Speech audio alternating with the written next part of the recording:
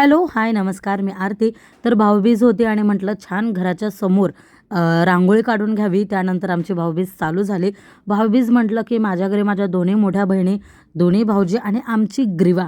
आम्ही सगळेजण एकत्र असतो. खूप मजा, खूप मस्ती करतो आणि मी भाऊजींसाठी छान शॉर्ट कुर्तीज आणले होते.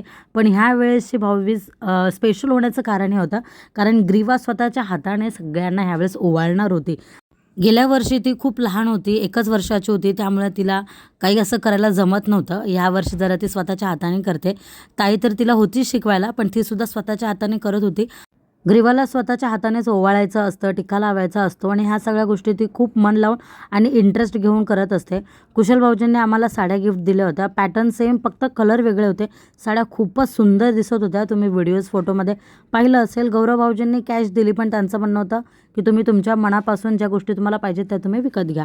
पप्पांनी आम्हाला साड्या दिल्या होत्या. त्या साड्या मी मिशोवरून मागवल्या होत्या. त्या तुम्हाला लवकरच बघायला मिळतील माझ्या पुढच्या व्लॉगमध्ये. त्यानंतर आम्ही जेवण केलं आणि फटाके फोडायला बाहेर गेलो. खूप मजा, खूप मस्ती केली. तुम्हाला माझा आजचा व्लॉग आवडला असेल तर नक्कीच मला फॉलो करा. भेटूया माझ्या पुढच्या व्हिडिओमध्ये. बाय.